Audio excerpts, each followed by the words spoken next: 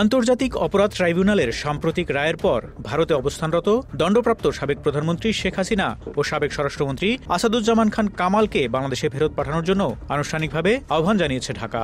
সোমবার এক প্রেস বিজ্ঞপ্তিতে পররাষ্ট্র মন্ত্রণালয় জানায়, জুলাই হত্যাকাণ্ড সহ মানবতা বিরোধী অপরাধে অভিযুক্ত ও দণ্ডিত এই দুই ব্যক্তিকে আশ্রয় দেয়া কোনো দেশের পক্ষেই হবে অবন্ধসুলভ আচরণ এবং ন্যায় বিচারের প্রতি অবজ্ঞা। বাংলাদেশের কঠোর ভাষার বক্তব্য স্পষ্ট যে তারা ভারতের কাছ থেকে দ্রুত ও দৃশ্যমান পদক্ষেপ প্রত্যাশা করছে।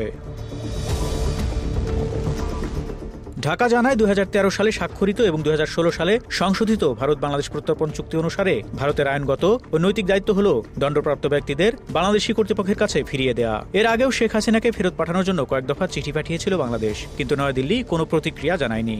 পররাষ্ট্র উপদেষ্টা বারবার বলেছেন, ভারতের কাছে অনুরোধ গেছে, কিন্তু ইতিবাচক জবাব পাওয়া যায়নি।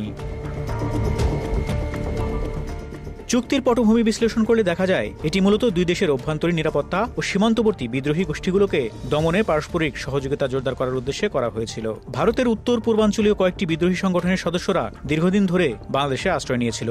অপরদিকে বাংলাদেশেও বিভিন্ন জঙ্গি সংগঠনের সদস্যদের ভারতীয় ভূখণ্ডে লুকিয়ে থাকার সমস্যায় ভুগছিল।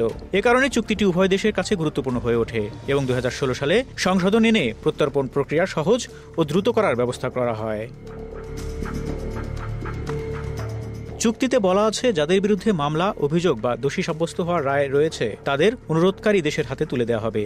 অপরাধটির ন্যূনতম শাস্তি 1 বছরের কারাদণ্ড হতে হবে এবং অপরাধটি দুই দেশেই শাস্তিযোগ্য হতে হবে, যা দ্বৈত অপরাধ নীতি নামে পরিচিত। এই নিয়মের আওতায় হত্যা, অপহরণ, বিস্ফোরণ, অস্ত্র ব্যবহার, জিম্মি করা, গণহত্যা এবং সন্ত্রাস সম্পর্কিত অপরাধগুলোকে রাজনৈতিক অপরাধ বলে এড়িয়ে যাওয়ার কোনো সুযোগ নেই। এক্ষেত্রে প্রত্যর্পণ বাধ্যতামূলক বলে বিবেচিত।